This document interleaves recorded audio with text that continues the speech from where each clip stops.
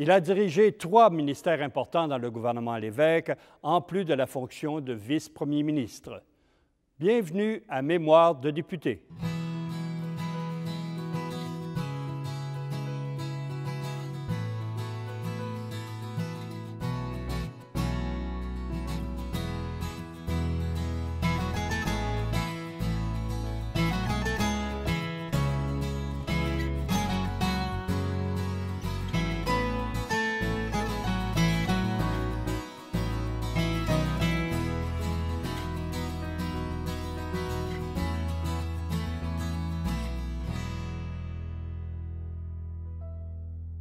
Bonjour, M. Morin. Bonjour. M. Morin, vous avez dirigé le ministère de l'Éducation durant 4 années. Quelles sont les principales réformes, les principales décisions que vous avez prises durant ces années-là? Quand je suis arrivé à l'Éducation, il y avait beaucoup de problèmes qui traînaient dans l'air parce que mes prédécesseurs n'étaient restés que quelques mois à la barre. Après le docteur Cloutier, je crois qu'il y avait eu M. Bienvenu, M. Choquette pendant quelques mois. De sorte que les politiques de l'éducation n'étaient pas très claires. Les commissions scolaires estimaient que l'éducation était en quelque sorte un peu négligée. Et d'ailleurs, ils me l'ont fait savoir de manière très humoristique, disons. Ils m'ont reçu, après quelques jours, j'étais à l'éducation depuis une dizaine de jours, ils m'ont reçu une grande soirée avec des commissaires qui étaient là et ils ont fait monter un petit spectacle audiovisuel où on voyait mes prédécesseurs passer les uns après les autres pendant quelques secondes. Et puis arrivé sur mon portrait, il y avait un gros point d'interrogation. Combien de temps va-t-il durer? Donc, vous voyez, l'ambiance n'était pas spontanément favorable. Il y avait des problèmes, plein de problèmes.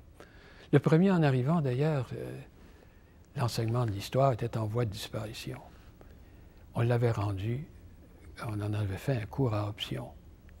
Et il ne restait plus qu'un quart ou un tiers des élèves qui prenaient ce cours-là. Donc, une décision avait été prise, puis appliquée peu à peu, sous prétexte qu'on manquait de professeurs, c'était vrai, on en manquait, mais d'abolir littéralement l'enseignement d'histoire. Bah, je l'ai restauré.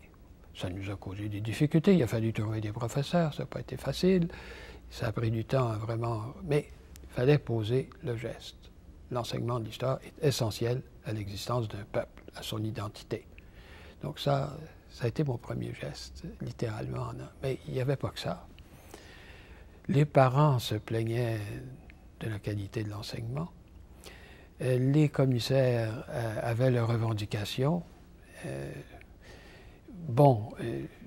Toute une série de problèmes qui s'accumulaient depuis des années. Alors, j'ai décidé de faire une grande consultation populaire. D'abord, on a réfléchi au ministère. J'étais bien entouré.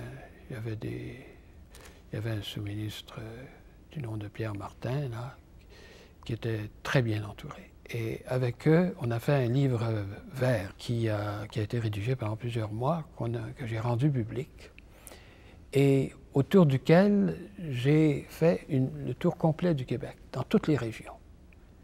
Et là, on convoquait tous ceux que l'éducation intéressait. Et ils étaient nombreux. Il y a eu des assemblées, on a des photographies pour en témoigner, des assemblées où il y avait 400 ou 500 personnes. Et à tour de rôle, chacun s'était inscrit pour faire une intervention. Ça durait une journée ou deux. Hein. Dans chaque région, j'ai fait le tour. C'était presque des États généraux. D'une certaine façon, je me demande si ça n'avait pas inspiré ceux qui avaient pensé à organiser ça. Oui, il y avait de tous les milieux qui s'intéressent à l'école. On avait donc des points de vue, quelquefois d'ailleurs pas très convergents. Il s'agissait de tirer de tout ça une politique, ce que nous avons fait, mais en toute connaissance de cause, en allant chercher ce qui motivait les gens, ce qui les préoccupait. Et nous avons fait un livre blanc que certains enseignants n'ont pas aimé, qu'ils avaient appelé le livre orange, parce qu'il était effectivement de couleur orange. Mais c'était un livre blanc, c'est-à-dire un énoncé de politique cette fois-là, qui a servi à remodeler l'enseignement primaire et l'enseignement secondaire pendant des années. Ensuite, il y avait les collèges. On a eu un énoncé de politique sur les collèges. Bon, les universités, je les rencontrais, mais elles étaient dotées d'autonomie, elles se gouvernaient assez bien elles-mêmes. Mais tout ce qui était sous l'université avait besoin d'être repensé, d'être aussi, comment dire, modernisé pour tenir compte de l'évolution de la société. La société québécoise, mais la société mondiale aussi, la société internationale. Ça a été beaucoup de travail. Ça a duré les 4 années que j'ai passées à l'éducation. Je n'ai pas arrêté. J'avais à peine le temps de remplir mon agenda chaque jour. Toutes les 20 minutes, il y avait une activité différente. Je ne crois pas que ça a changé d'ailleurs. Le ministre de l'Éducation est toujours très occupé. Oui. À ce moment-là, vous aviez la responsabilité et de l'enseignement supérieur et oui.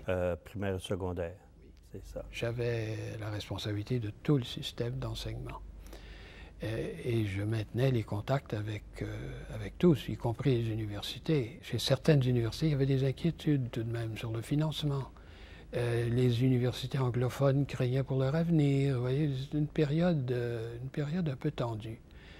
Et comme je connaissais assez bien et les universités francophones et les universités anglophones, ça m'a permis de nouer des contacts qui, je pense, ont ramené une certaine sérénité. Mais le gros de mon travail, pour être franc, c'était le primaire, le secondaire et le collégial. Parce qu'il y avait des gros problèmes au collégial. Souvenez-vous des grands établissements multidisciplinaires avec 3 000 à 4 000 étudiants. C'est une époque où on a assez mis à scinder les cégeps en 2, quelquefois en faire 2 là où il y en avait un. Bref, j'ai pas chômé pendant 4 ans. Le gouvernement Lévesque, M. Lorrain en tête, prépare la Charte de la langue française.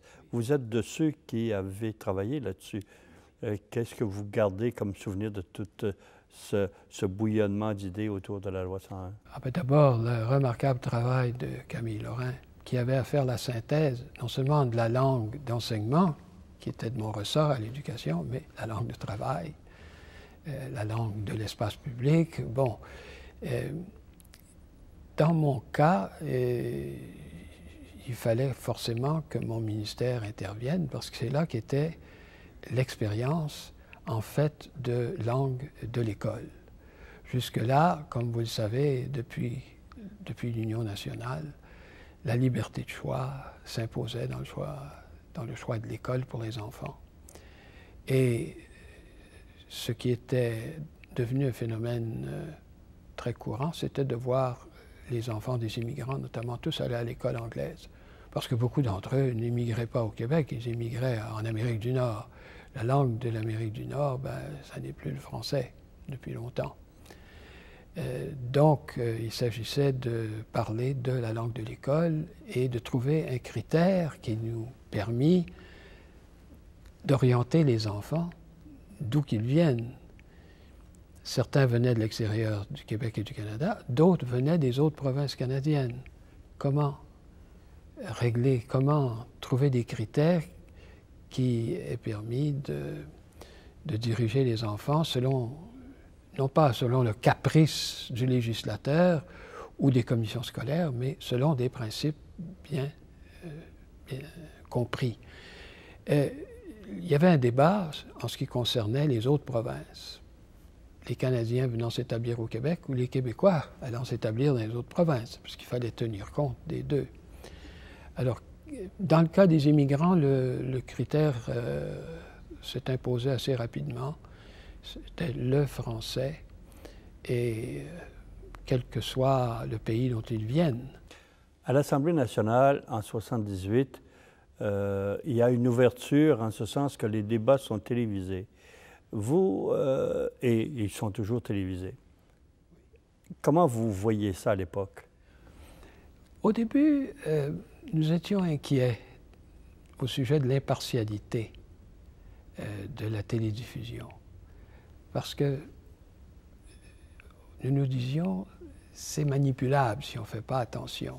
Donc nous l'avons appuyé, nous la réclamions depuis longtemps.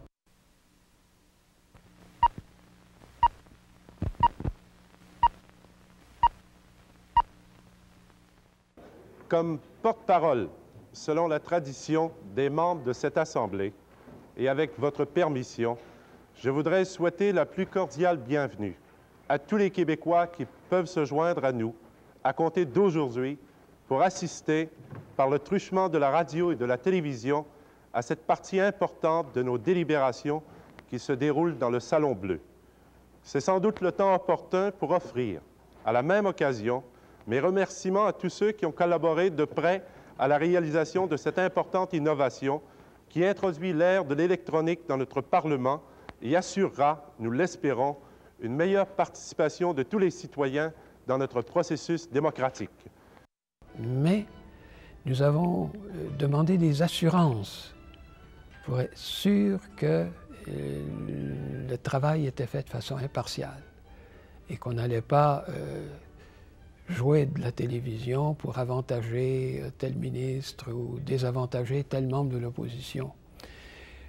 Nous avons obtenu ces assurances et je crois que le système depuis lors a donné satisfaction. Nous l'avons accepté en tout cas. En 1978, comme ministre de l'Éducation, vous lancez une politique pour conserver les écoles de quartier, les écoles de village. Est-ce qu'elles étaient déjà menacées à certains endroits? Oui.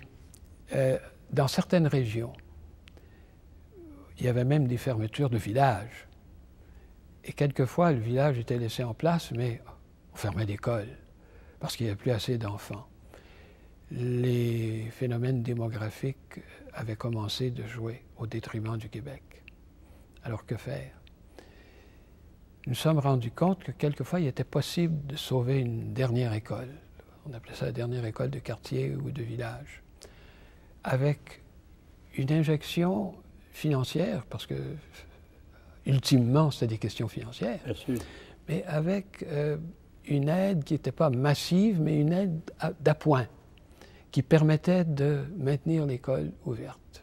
Alors, il y avait des critères, bien sûr, ce n'était pas fait n'importe comment, mais j'ai obtenu que cette politique soit mise en œuvre. Et elle a porté fruit. Je ne sais plus où ça en est aujourd'hui, parce qu'il y a encore des problèmes démographiques aujourd'hui. Mais à l'époque, ça avait réussi à sauver plusieurs écoles. Il y avait aussi le fait d'utiliser les écoles à d'autres fins comme des bibliothèques. Oui, bien sûr, et centres culturels, bon, c'est ce qui s'est fait dans plusieurs coins aussi. Ça permettait aussi de financer, oui, de trouver des financements d'appoint. Oui. Durant votre passage à l'éducation, vous avez établi une exigence, la note de passage de 50 à 60 %, ce qui a causé, dans les premières années, beaucoup d'échecs. Qu'est-ce qui vous motivait? Ça, je crois que la suggestion était venue du ministère, mais j'ai dû y réfléchir longuement parce que je me doutais bien que ça allait causer quelques frictions. Finalement, je l'ai fait parce que c'était, comment dire, c'était un signal fort envoyé aux enseignants, aux élèves, aux parents aussi, parce que les parents s'inquiétaient beaucoup de voir des enfants sortir du primaire et du secondaire, sachant à peine lire et écrire. Donc, il fallait un signal. La chose la plus sensée à faire, c'était de dire, attention, il y a eu des glissements, on est moins exigeant, il y a du laisser-faire, du laisser-aller, essayons de serrer les boulons, d'où cette exigence de 60 %. Évidemment, au début, surtout, ça a posé quelques problèmes, hein, il y a eu des grincements, mais à la longue, ça s'est révélé bénéfique. Et encore aujourd'hui, je me félicite d'avoir pris cette décision-là à l'époque. On en arrive au mois précédent le référendum de 80. Quelle participation avez-vous eue dans l'élaboration de la question, de la stratégie référendaire? Oui, alors, nous sommes en 80. Et 79 et 80. Oui, c'est ça, c'est ça. Et la situation est quelquefois difficile. au début des années, vers les années 79, 80, les sondages ne sont pas toujours très favorables. Et il y a les démêlés avec la fonction publique, avec les salariés de la fonction publique, qui, je dois dire, rendent la situation difficile pour l'indépendance du Québec, parce qu'on voit des défilés de syndiqués avec des pancartes qui nous disent « ça sera non si vous ne dites pas oui ».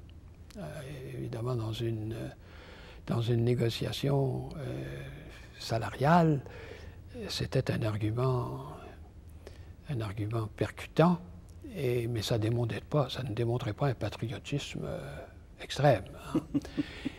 Les choses se sont améliorées pendant le débat en Chambre, le fameux débat référendaire, qui avait été, je pense, de très grande qualité, où tous les membres du gouvernement et tous les députés sont intervenus. Nous avons su utiliser les pouvoirs constitutionnels qui étaient à notre disposition, qu'on a bien voulu nous laisser, presque par erreur, dirait-on. Nous avons fait l'Hydro-Québec, nous avons fait la Caisse de dépôt, SIDBEC, la protection du territoire agricole. Nous en sommes même à poser la question fondamentale des institutions, à vouloir transformer le régime en profondeur dans ce qu'il a de foncièrement et inéluctablement inégalitaire. Ce pas de plus, ce pas en avant qui est contenu dans la question, cela s'appelle depuis 1967 maintenant la souveraineté association. Et cela constitue l'objet même de la question que nous débattons. Le grand avantage du référendum, en conclusion, c'est que pour la première fois, nous avons pris l'initiative de la question et du changement constitutionnel. Après avoir subi les questions posées par d'autres depuis 2 siècles, c'est nous maintenant qui posons la question. C'est un changement considérable et il faut saisir cette occasion d'être maître du jeu et de demeurer maître du jeu. Le oui, bien sûr, ne règle pas tous les problèmes, mais il nous donne l'initiative et ouvre toutes grandes les possibilités de notre avenir. Merci.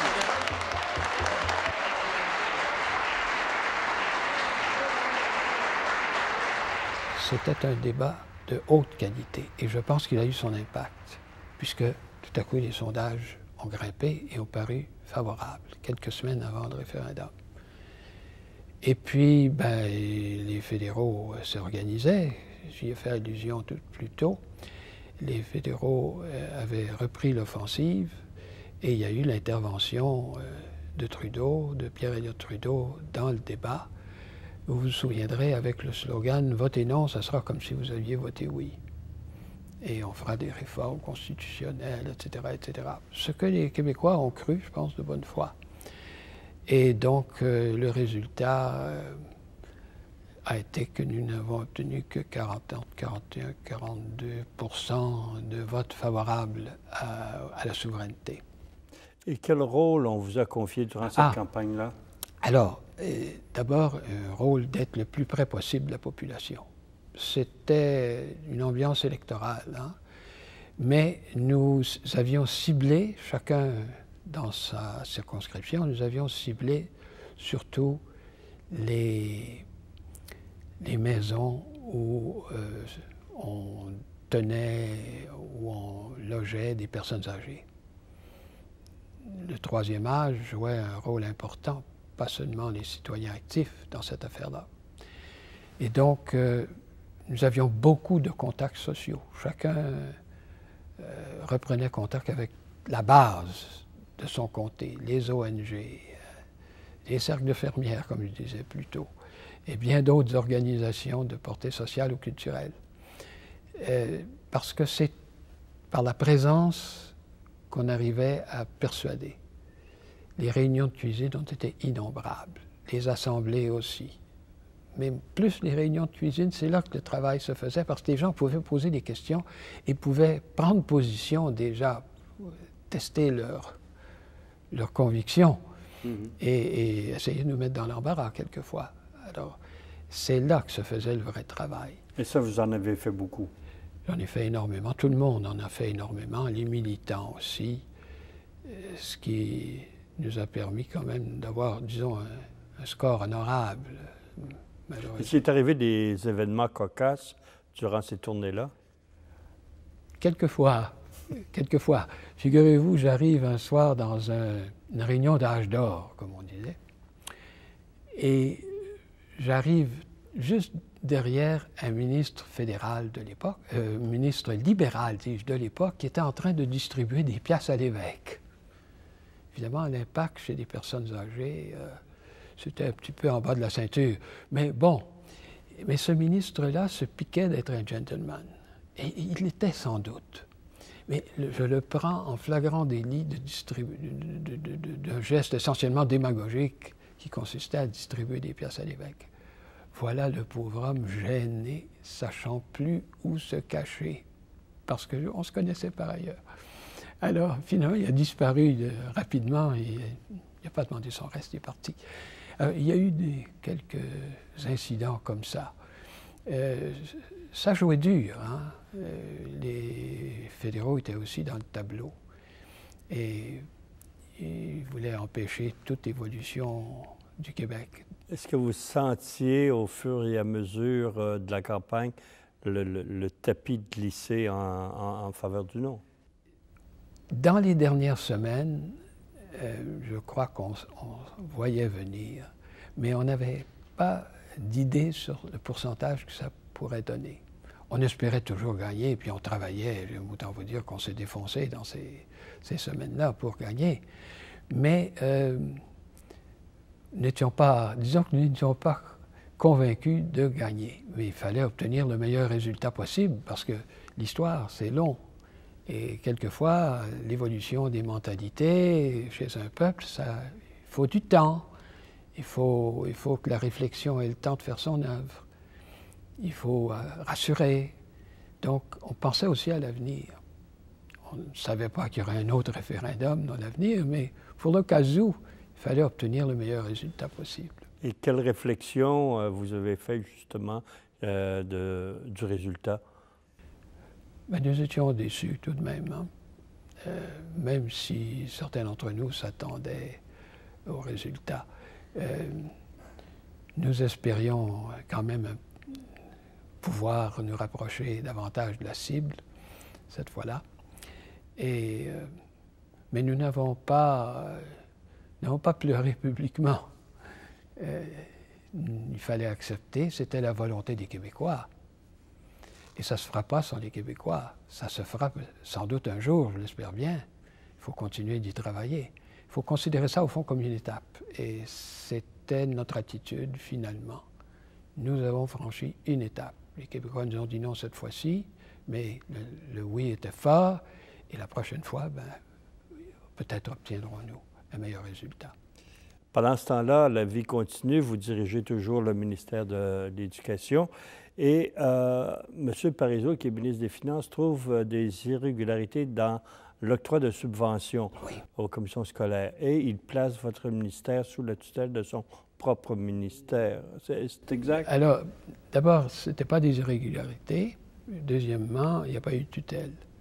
Ce qui s'était produit, c'est que peu à peu, le ministère des Finances et le ministère de l'Éducation avaient laissé les commissions scolaires emprunter. C'est plus facile que de taxer, vous comprenez? Donc, les commissions scolaires, ça n'était pas censé le faire, mais elles empruntaient. Au début, c'était des petits montants, puis ça s'est mis à grossir d'année en année, toléré d'ailleurs. C'était pas... Il n'y avait pas de contrôle strict. Puis à un moment donné, il est arrivé ce qui devait arriver. Vous sentant que le champ était libre, elles empruntaient de plus en plus nombreuses. Ça a dépassé les 500 millions. 500 millions dans un budget de l'époque, ça comptait. Oui. Alors là, le ministre des Finances, Jacques Parizeau, a décidé de mettre le haut là à cette pratique. Et ce qui est arrivé, c'est non pas une tutelle, mais parce que les deux ministères ont travaillé en commun à assainir la situation financière des commissions scolaires. Et puis à restreindre ce pouvoir d'emprunt qui avait permis de débalancer le budget, littéralement. Est-ce que vous avez été déçu de quitter le ministère de l'Éducation quand M. Lévesque vous a nommé au développement culturel? C'est moi qui l'avais demandé. Je m'étais entendu avec Camille Lorrain, qui, lui, s'intéressait beaucoup à l'éducation. J'avais travaillé avec lui, d'ailleurs, sur des questions d'éducation au comité interministériel, dont il était le président. De surcroît, mon dialogue avec les commissions scolaires était devenu difficile parce qu'on a dû, le ministre des Finances a dû imposer des règles assez strictes et a restreint le pouvoir de taxation même des commissions scolaires. Les commissions scolaires tenaient beaucoup à leur autonomie et moi j'avais toujours été un défenseur de l'autonomie des commissions scolaires, malgré tous les désavantages que ça peut représenter, parce qu'il y a du pour et du contre dans cette autonomie-là. Bon, je sentais que le moment était venu de passer la main, et Camille Lorrain ne demandait pas mieux. Alors je suis allé voir le premier ministre, et je lui ai dit, écoutez, à l'éducation, là, je suis peut-être arrivé aux limites de ce que je pouvais faire, et le premier ministre a accepté. Ça vous intéressait, le développement culturel? Ah ben oui, bien sûr. Ça m'intéressait parce que il y avait toute la question de la charte de la langue française qui rencontrait des difficultés, parfois considérables à cette époque-là. Donc il y avait une surveillance nécessaire avec les organismes qu'on avait mis en place pour appliquer la législation, la charte de la langue française. Mais de plus, le Premier ministre m'a, excusez l'expression, passé une commande. Il m'a demandé de rédiger un énoncé de politique sur l'intégration des immigrants au Québec. Sujet éminemment culturel et politique aussi. J'ai accepté parce que j'avais dans mon cabinet un journaliste remarquable qui s'appelait Ed Banté, que j'ai mis sur le dossier.